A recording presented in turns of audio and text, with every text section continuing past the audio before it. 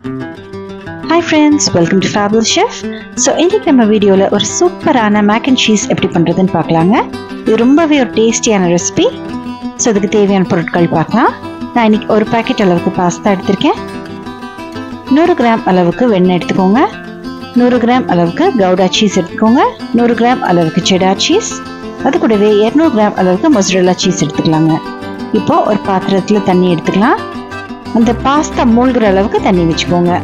அது கூடவே ஒரு டேபிள் ஸ்பூன் அளவுக்கு உப்பு சேர்த்து தண்ணி நல்லா சூடானதும் நம்ம எடுத்து வச்சிருக்கிற அந்த பாஸ்தாவை தண்ணியில சேர்த்துக்கலாம்.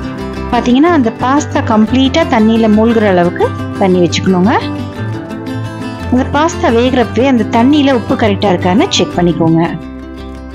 உங்களுக்கு ஒரு 10 நிமிஷத்துல பாத்தீங்கன்னா அந்த பாஸ்தா நல்லா வெந்துடும். அந்த பாஸ்தாவை இந்த மாதிரி ஒரு பாத்திரத்துல வடிச்சு தனியா வச்சுக்கோங்க. உங்களுக்கு அந்த பாஸ்தா வெந்திருக்கா இல்லையான்னு செக் பண்றதுல டவுட் இருந்துச்சுன்னா நீங்க வேகிறப்பவே ஒரு சின்ன பீஸ் பாஸ்தா எடுத்து சாப்பிட்டு பாருங்க. அப்போ உங்களுக்கு தெரிஞ்சிடும் அது வெந்திருக்கான்னு. அதுக்கப்புறமா நீங்க வடிச்சிங்கன்னா நீங்க ஷுவரா இருக்கலாம். இப்போ பாருங்க, நம்ம பாஸ்தா நல்லா சூப்பரா சாஃப்டா வெந்திருக்கு. அதனால இந்த மாதிரி ஒரு ஓட்டை பாத்திரத்துல போட்டு நல்லா வடிச்சு தனியா எடுத்து வச்சுக்கோங்க. இப்போ நம்ம எடுத்து வச்சிருக்கிற இந்த 3 சீஸையும் தனித்தனியா இந்த மாதிரி ஒரு பிளேட்ல திருவி எடுத்து வச்சுக்கலாங்க. நம்ம எடுத்து வச்சிருக்கிற Gouda cheese, cheddar cheese, mozzarella cheese மூணையுமே ஒரு பிளேட்ல திருவி தனித்தனியா எடுத்து வச்சுக்கலாம்.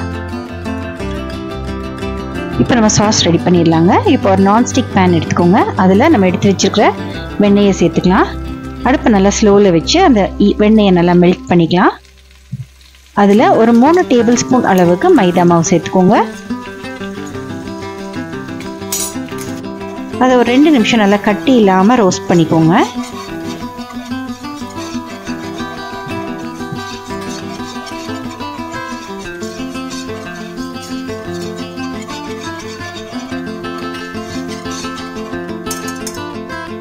இப்போ 1 லிட்டர் அளவுக்கு பால் எடுத்து அதில் சேர்த்துக்கோங்க.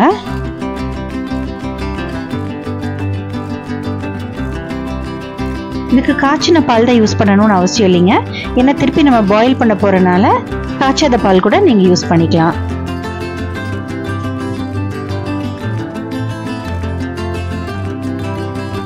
இப்போ 1 லிட்டர் அளவுக்கு பால் சேர்த்தாச்சு. இப்போ அடுப்பை ஸ்லோவில் வச்சு அப்படியே மெதுவாக கலக்கி விட்டிங்கன்னா அப்படியே உங்களுக்கு அந்த சாஸ் நல்லா திக்காயிட்டே வரும். அது கூடவே ஒரு 1/2 டீஸ்பூன் அளவுக்கு வரமிளகாய் தூள் சேர்த்துக்கலாங்க. அது கூட ஒரு 1/2 டீஸ்பூன் அளவுக்கு கார்லிக் பவுடரும் சேர்த்துக்கலாம். இதுவும் ஒரு நல்ல ஃப்ளேவரிங் கொடுக்கும்.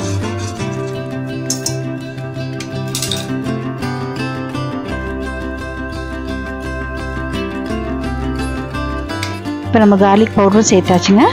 அதையும் நல்லா கலந்து விட்டுக்கலாம். இந்த ஸ்டேஜில் உப்பு சேர்க்க தேவையில்லைங்க. ஏன்னா சீஸ்லேயே உங்களுக்கு ஏற்கனவே நிறைய உப்பு இருக்குது. அதனால் உப்பு பார்த்துட்டு தேவைப்பட்டால் அப்புறமா சேர்த்துக்கலாம். இப்போ நம்ம எடுத்து வச்சுருக்கிற அந்த 3 சீஸையும் கொஞ்சம் கொஞ்சமாக சேர்த்துக்கலாங்க. மொசரல்லா சீஸ் மட்டும் பூரா சேர்த்துக்காம அரைவாசி எடுத்து வச்சுக்கோங்க. அதை தவிர மற்ற செடார் சீஸ், கவுடா சீஸ் அதையெல்லாம் ஃபுல்லாகவே சேர்த்துக்கோங்க. மொசரல்லா சீஸ் மட்டும் நம்ம கடைசியாக அந்த கார்னிஷ்க்கு வச்சுக்கலாம். பாதி அளவு மட்டும் மொசரல்லா சீஸ் சேர்த்து எல்லாத்தையுமே நல்லா ஸ்லோவில் வச்சு அப்படியே கிளறி விட்டுக்கலாங்க.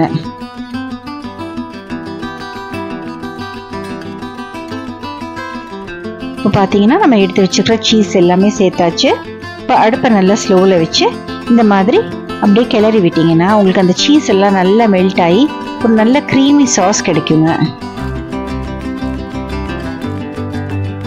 இந்த ஸ்டேஜில் நீங்கள் உப்பெல்லாம் கரெக்டாக இருக்கான்னு செக் பண்ணிக்கோங்க.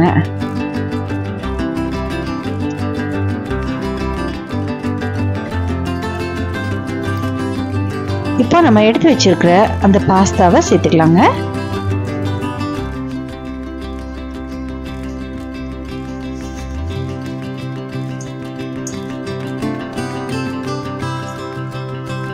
இப்போ அந்த பாஸ்தாவை நல்லா அந்த சாஸ் கூட சேர்த்து நல்லா கலந்து விட்டுக்கோங்க. பார்த்தீங்கன்னா நம்ம சூப்பரான பாஸ்தா நல்லா க்ரீமியாக ரெடி ஆயிடுச்சு. நம்ம இப்படியே கூட சர்வ் பண்ணலாம். இல்லாட்டி அது மேலே கொஞ்சம் மொசரல்லா சீஸ் போட்டு நல்லா மெல்ட் பண்ணி கூட சர்வ் பண்ணலாம். ரொம்பவே நல்லாயிருக்கும்.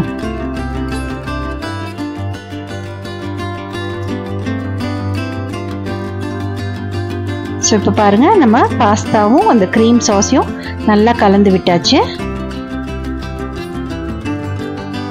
இப்போவே பார்க்குறதுக்கு அவ்வளோ சூப்பராக டேஸ்டியாக யம்மியாக இருக்கு இல்லைங்க?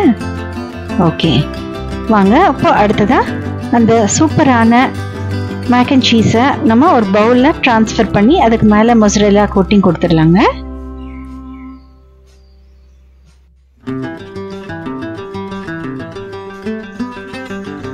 இப்போது நம்ம பாஸ்தாவை ஒரு பவுலில் ட்ரான்ஸ்ஃபர் பண்ணிவிட்டு அதுக்கு மேலே நம்ம எடுத்து வச்சுருக்கிற அந்த மிச்சமுள்ள மொசரெல்லா சீஸை இந்த மாதிரி தூவிக்கலாம்.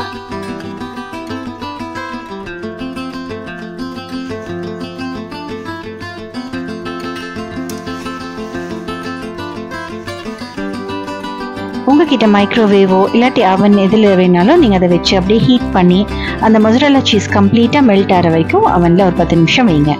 பாருங்கள், நம்மளோட சூப்பரான மேக் அண்ட் சீஸ் கம்ப்ளீட்டாக ரெடி ஆயிடுச்சு. நீங்களும் கண்டிப்பாக ட்ரை பண்ணி பாருங்கள்.